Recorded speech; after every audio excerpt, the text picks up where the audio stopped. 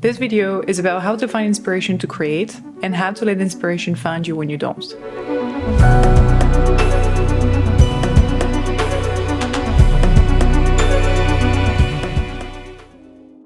You may have seen already on my social media this image, which is the latest image I have produced.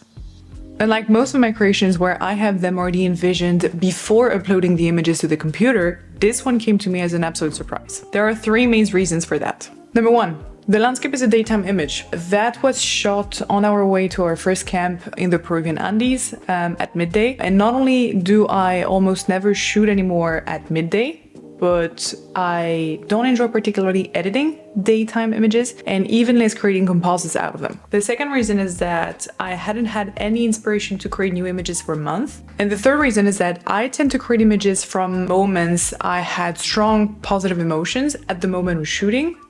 And this was not one of them. This was the day my dad had to leave the trek because he was too sick to make it. So it was for me a sad and lonely day in my mind. I remember arriving at this scenic scene thinking to myself, that would be an awesome place for a sunrise shoot. I'm a bit of a maniac for sunrise and sunsets. I thought to myself it would be great to have that one. Unfortunately, I knew it was too far away from camp to make it happen. Somehow, I still decided to take my tripod and camera out, and while I am used to do self-portraits a lot in the mountains, just setting up the camera, putting interval shooting mode and letting the camera shoot continuously from the moment I go to the place and then come back, I still had someone from the group helping me, which felt nice. One of the very few times I've had someone helping me. But when I looked at the shots in the camera, I figured they would be either lost, meaning I wouldn't be creating anything out of them, or that I would just keep them as souvenirs. Being so focused on my writing and business for the past few weeks and months, I hadn't edited or created any new image since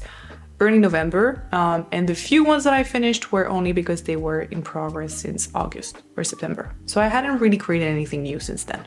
And so a few days ago, I had that image appear in my mind so clearly out of nowhere because I was not doing anything related to photography and not even on the computer. And so I rushed to the computer to find the raw files, opened Lightroom, and immediately started working on it. So a few hours later, close to 3 a.m., the image was done. For those who don't know about my creative process, usually it will take me between 5 to 25 hours to complete one image. On rare occasions, I have been all the way up to 25 hours. I do not recommend it, and honestly, I wouldn't see the point of going higher than that. But yeah, obviously some images will take more time depending on the level of complexity and the details you have to work on. And so that image was fast to complete in the sense that it took me about 5 to 6 hours to complete it. Now, the reason that I'm telling you all of this is because although I mentioned in my previous video that you need to allow space and time for creativity to happen, some things won't come to you until a certain moment in time. As I am reading through the book, The Creative Act by Rick Rubin, there is a concept that stuck to my mind, and it's the following. An idea or information will make its way to the physical world only because its time has come and someone stood up to become its vessel. There is a specific extract that says, as artists, it is our job to draw down this information, transmute it, and share it. We're all translators for messages the universe is broadcasting. Now, the reason it stuck with me and that I remembered it is because I had read that extract a few days before the idea of the image materialized in my mind. And from there, I had two options: bring the idea to the world or let it go and find its way within someone else. So yes, it is about making time daily or weekly for these things to happen, but it's also about being flexible when these brief moments of clarity strike. Now the question is, how do you know when it's one of those moments? From what I have observed and experienced, you usually know because of two things. Number one is novelty. It is something relatively new or ideas that are usually not part of your habitual thought process.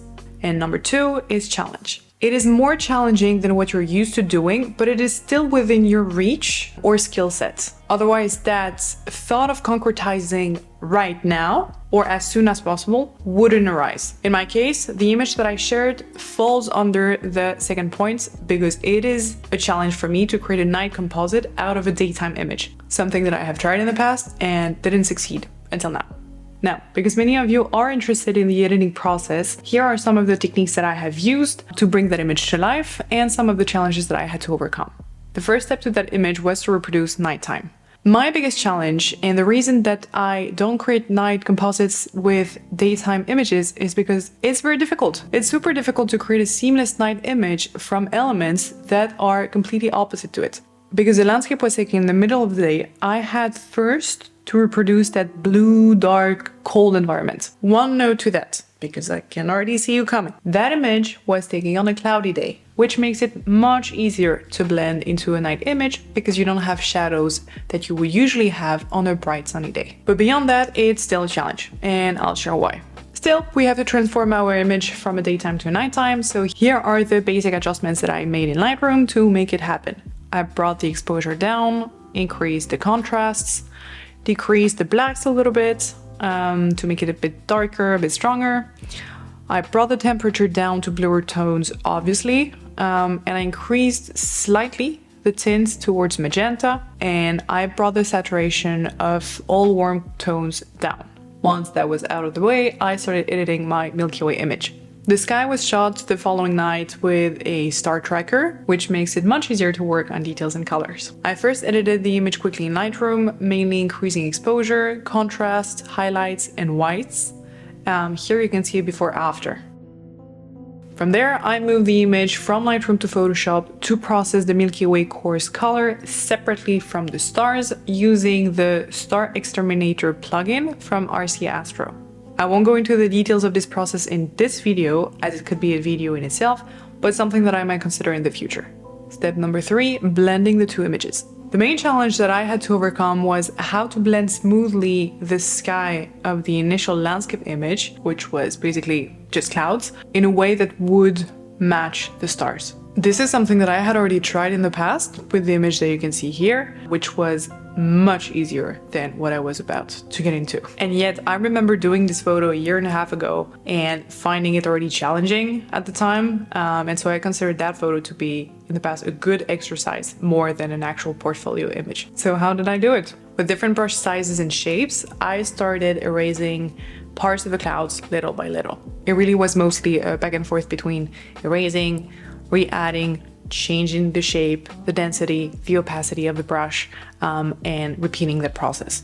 Once the shape was okay for me, I had to start changing the lighting of the clouds and build darker gradients on top of them to turn them into night clouds. To be able to do that, I went back to past RAW files that had nothing to do with the photo, just to observe a little bit how night clouds were behaving, and then came back to my image to replicate my observations. This was by far the longest part of the process. That can take as long as you want. I did it until I reached a balance between being annoyed by doing it over and over again and being satisfied with the result I was seeing. So try to find when you reach that point and don't overcomplicate it. And step 4, final adjustments.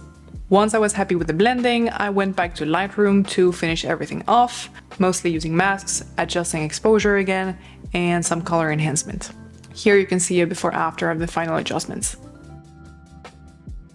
Sometimes producing some of your best work means not producing anything for months.